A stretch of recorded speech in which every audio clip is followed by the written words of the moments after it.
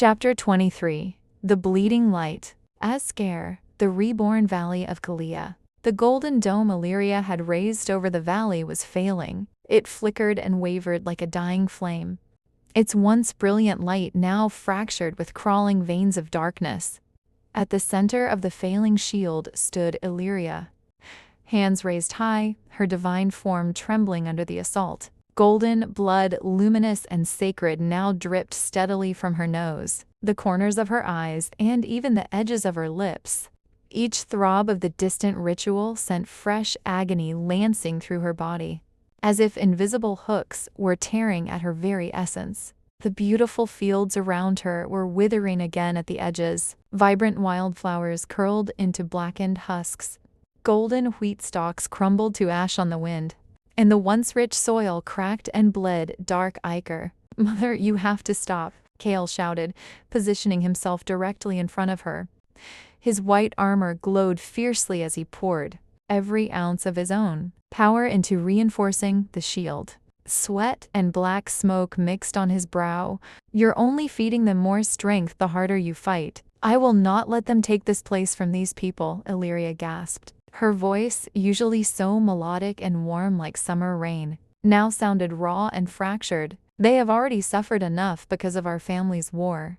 I will not abandon them." Hundreds of mortals, farmers clutching pitchforks, surviving paladins in cracked silver armor, newly arrived clerics in sud-stained robes knelt or stood in a wide, desperate circle around her. Their voices rose in a frantic chorus of prayer, their faith a fragile thread feeding her power.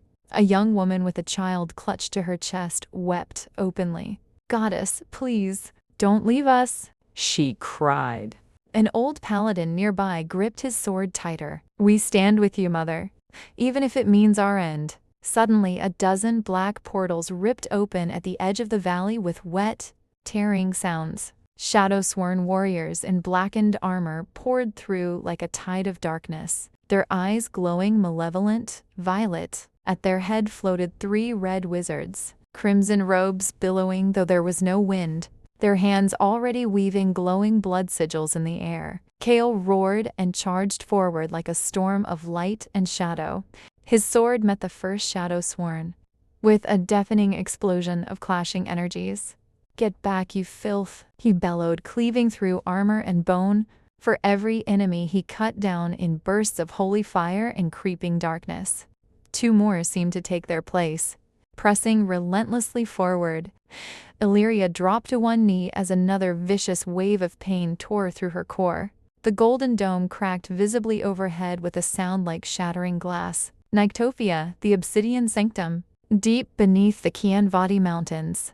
Lord Malazan threw his head back and laughed, a cold, wet sound that echoed through the ancient chamber like drowning screams. "The queen bleeds," he crowed triumphantly, fresh blood running down his arms from self-inflicted ritual cuts. His writhing black tattoos pulsed with stolen power. "Her precious creation magic is unraveling thread by thread. Push harder, my brethren. Make her feel every cut." The 24 red wizards chanted louder, their voices rising into a deafening, guttural roar. On the obsidian slab, the sacrificial Witzel witch girl screamed in utter agony as the final sigils burned into her flesh like brands. Her vibrant green eyes were wide with terror as her life force was drained directly into the right, channeled like a spear across hundreds of miles straight toward Illyria. Zarek watched from the shadows at the edge of the chamber, arms crossed, his crimson eyes gleaming with savage satisfaction. A cruel grin split his face.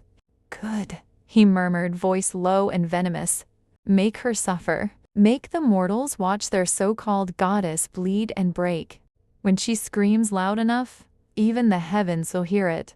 Ascare, the reborn valley of Kalia. Kale fought like a man possessed, his sword a whirlwind of light and clinging shadow. But even he was slowing. A shadow-sworn blade grazed his side, and instead of closing instantly with holy power, the wound leaked faint trails of black smoke. He staggered back toward Illyria, breathing hard. "Mother, we have to retreat," he urged, desperation cracking his voice. The people, we can't protect them all if the dome falls. No, Illyria whispered, forcing herself upright through sheer will. Golden light still poured from her despite the blood now running freely down her face and neck, staining her robes. If I run now, they will lose all hope. I will not abandon them, not while I still draw breath. She thrust both hands forward with a cry of defiance. A massive wave of creation energy exploded outward in a radiant shockwave. The nearest shadows were disintegrated into ash and golden sparks, and the 3 red wizards were hurled backward, forced to raise desperate blood shields to survive. But the effort cost her dearly. Illyria collapsed. Kale caught her before she hit the bloodied ground, cradling her in his arms. Mother, stay with me. The golden dome above them shattered completely with a deafening crash. Darkness began to close in around the valley like a tightening noose. Mortals screamed as shadow-sworn warriors pressed forward, blood chains rising from the earth once more. Then a single thunderous sound split the sky.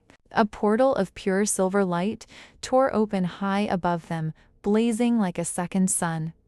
From it descended the first detachment of the Silver Guard, 50 angels in blazing, radiant armor. Wings spread wide as they fell like avenging stars. At their head flew Commander Seraphile himself, his silver spear gleaming, expression grim and resolute. Seraphile's voice boomed across the valley, carrying divine authority.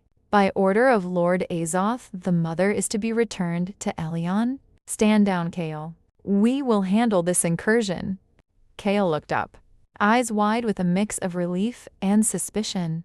As the angels landed in formation around them, whether they had come purely to save Illyria or to drag her back to paradise by force if she refused, remained dangerously unclear. The battle for the valley hung on a knife's edge.